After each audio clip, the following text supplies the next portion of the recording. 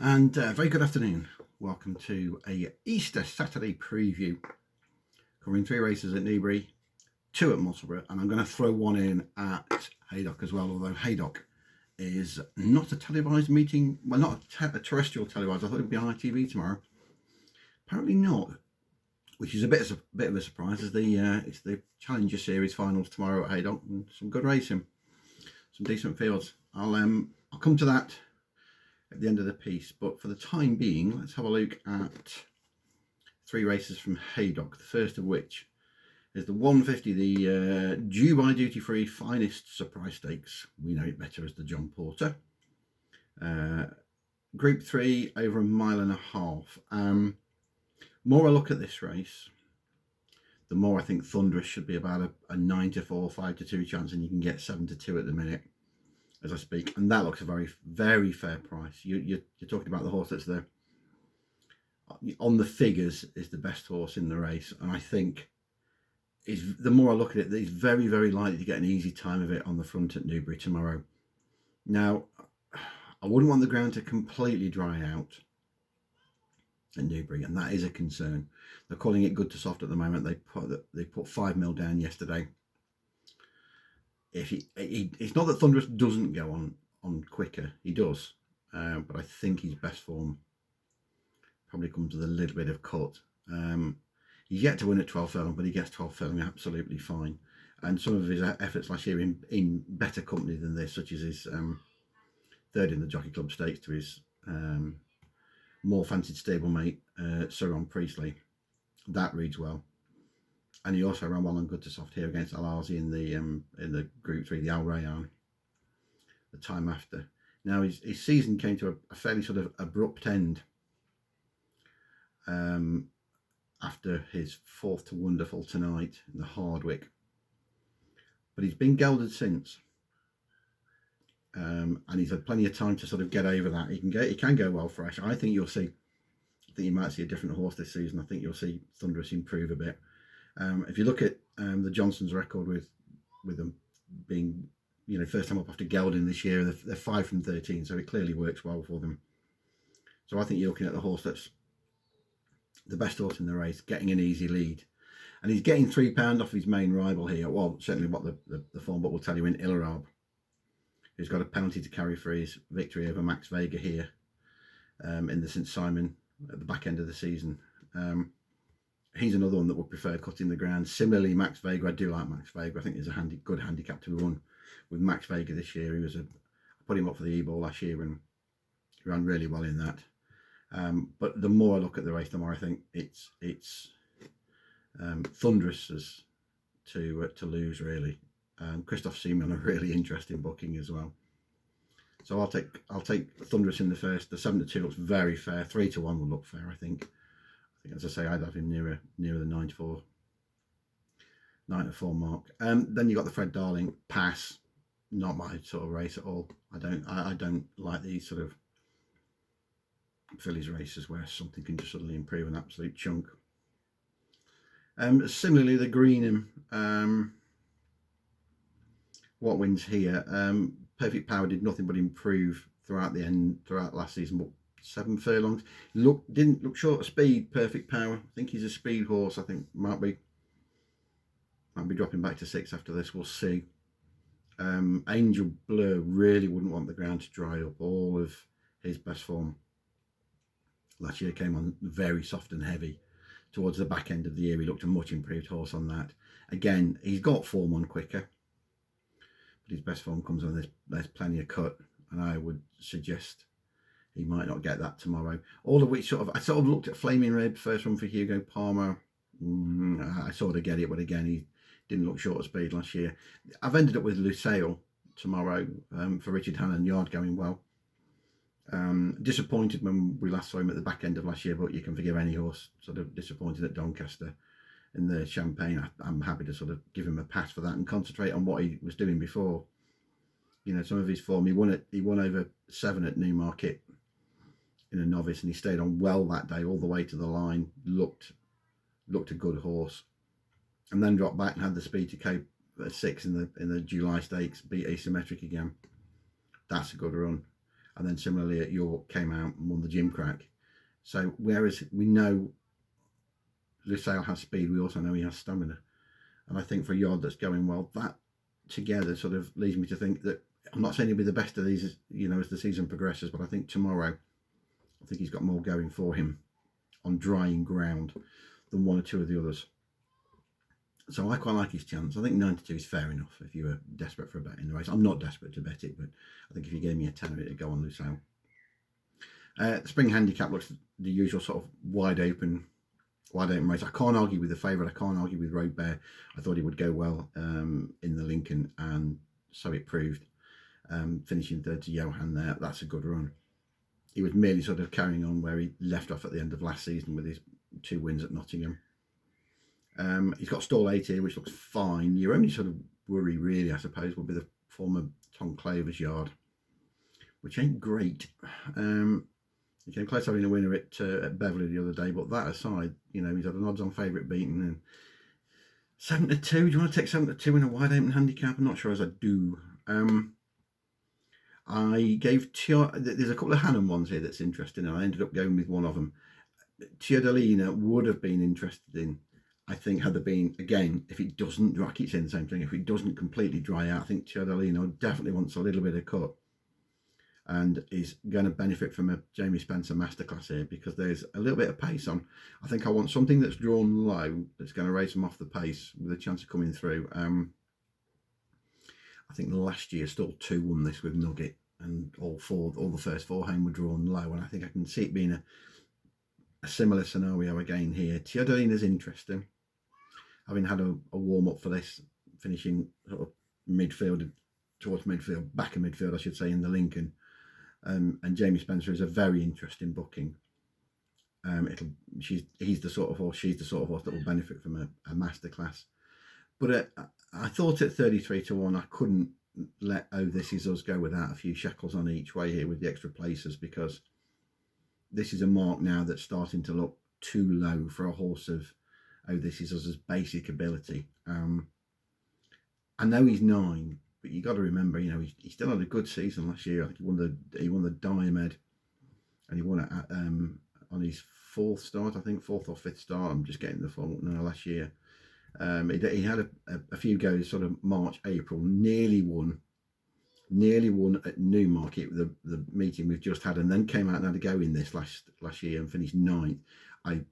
He pulled hard that day, and the race maybe just came a little bit quick after Newmarket. It was only 5 days, and then he came out at 66-1 and won the Queen Anne trial stakes, as it were, at Ascot, and that sort of shows you what he's capable of. He is a good horse on his day. Oh This Is Us, and the fact that he's 9, don't let that put you off. So he then came out a couple of starts later and won the Diomed. So, you know, he's capable of very good form on his day. He slipped an awful long way in the weights in a fairly short space of time. You know, at back end of last year he was off marks, you know, 110 and around, and now he's off 96, and it all looks a little bit like, not necessarily a plan, but it could come together tomorrow. He's had 3 runs on the all-weather February and March to get him fit for this. He's got stall 1, Sean Levy, who's riding well. It's just a case of a horse here who is too big a price for his basic ability, really, and I think stall 1's ideal for him. He'll get a lovely run this year. He didn't get a run last year either at a key point, and he ended up fading out of things. I'm happy to put a line through that, as I say, because it came too quick after the Newmarket run anyway.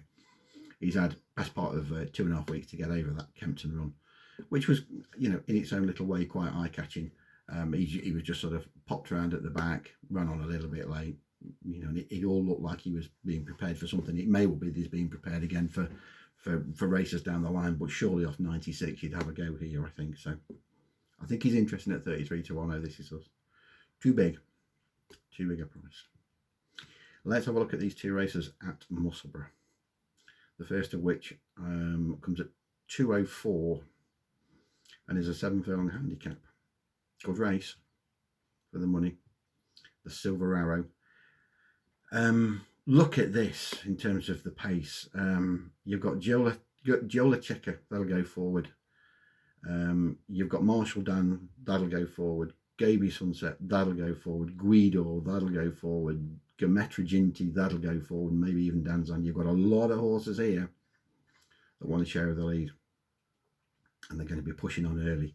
Who is that going to suit? Well, there must be a good chance that the pace is going to collapse here, and if that's the case, then Another Bat looks rock solid each way material at 5-1, I have to say. You can argue the mark is still a pound or two too high, but this is going to be about how the race is run rather than handicapping. And Another Bat, who caught the eye in the Lincoln, finished 11th of 22, bang midfield, was going all right mid race, just didn't really have anywhere to go.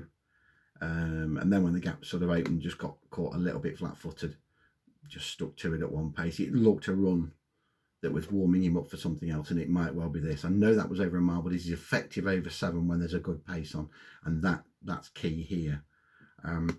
It's drawn out in 6, which I think is ideal because it'll give him the chance to let them all sort of get on with it, and he can just sort of tuck in behind and then come down the middle of the track with his run. Whereas I think the other horse that might be suited by this strong pace, Northern Express, we haven't seen Northern Express since last October. He'll be suited by this as well. A fast run 7 will be right up his street.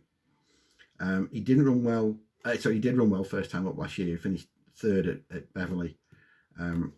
He went on as the season progressed. When they put a hood on him mid-season, and he looked a better horse. Now the hood's missing here, which again sort of leads me to think, although he has won without a hood, I hasten to add, which sort of makes me think maybe this is a run for something else for Northern Express. But if they go a million miles up front, I certainly wouldn't rule him out of it. Drying ground will suit him as well. There is a little bit of cutting the ground at the moment up at Musselburgh, and they are sort of predicting a little bit of drizzle in the morning. Now that would again lead me towards Another Bat, who definitely goes with a bit of cutting the ground as against Northern Express. I'm sort of, Northern Express is on the drift a little bit. He's sort of 12-14 now, and I think if he continues to drift, I might have to have a saver on him. But the more I look at the race, the more I think it's set up for Another Bat tomorrow.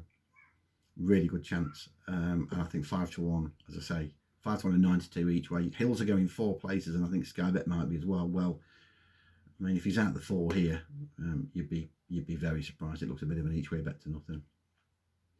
Then we've got the Holyrood Handicap at 2:39. This is another race that's going to be run at a fairly sort of fast and furious pace. Take your pick from, well, really Dakota Gold going forward. Just Another Bottle will probably go forward, and there's a couple of others sort of further down. Fine Wine tends to sort of push forward as well. So this is going to be run at a good pace. Russell has been put in as the favourite here, 7-2 after a string of wins for the horse watchers last year. Rattled off a 5-timer, and although you sort of look and think, now he's got another £8 on his back, which looks enough for a neck win at Nottingham last November. He signed off with that. I wouldn't hold the fact that he's £8 higher against him, because I think he showed some really good battling qualities that day, and it may well be that he just had enough at that point of the season anyway. I was quite impressed with that. Ali Ronson in the saddle tomorrow. It's just a case of whether he needs this run in terms of going on to bigger and better things. I'm not saying he will, I'm not saying he won't. It's hard to sort of predict either way, to be perfectly honest. And given he won in September last year after a break of best part of about 6 months, 7 months off the track, you wouldn't say he definitely needs the run. And it's a valuable handicap, this. It's £50,000. It's 25 to the winner. It's not like you're sort of lining it, teeing him up for a better prize. He can win this Russell. He's not my pick though. I think at a bigger price, I quite like Julie Camacho's Macana here on a couple of grounds. I think the first one being that Julie's horses are running well at the moment. They're pretty well forward. She's had a couple of recent winners, and if you look at Macana's overall form, he was disappointing first time up last season at Chester, but he wasn't well drawn, and I'm happy to sort of give him a pass on that, given he ran well then at York later on in the month. He won at Newmarket first time up in 2020, beat Copper Knight that day, and that came off the back of a 231-day break, so he can go well fresh. And given he ended up having wind surgery halfway through last year, it sort of gives the indication that perhaps all wasn't quite well. So I'm happy to give him a pass on that first run of last year. However, look at his Musselburgh form. If you take his Musselburgh form as is, he's got a win over 5 furlong here when he beat Primo's Comet. He came out and beat Danzino at the end of 2020 here. Then he came out mid-season August and just got touched off by Mocketil. And then he was only beaten quarter of a length by Ralston Scar. With a bit more luck, he'd nearly be unbeaten. He would be unbeaten here, I think, Mocketil. Makana rather. And it's that leads me to think that he'll be fully wound up for this, because obviously Musselburgh is a very, very happy hunting ground for him. Bit of cut in the ground, absolutely spot on. Marker 97 looks more than fair, given he only just got touched off 99 last August here. There's a lot going for him, and again, you're getting about sort of 8-9 to 1 for your money, and each way a pleasure at that, I think. Stall 6 is ideal, can tuck in behind the leaders and try and pounce on them late. I think he's a nice each way bet as well tomorrow. I wouldn't put anybody off an each way bet, another bat and Makana tomorrow, particularly if you're getting extra places on the pair of them. Let me throw one in for you at Haydock, because I couldn't not go through tomorrow's cards and not look at the jump stuff. I have looked at quite a bit of the jump stuff.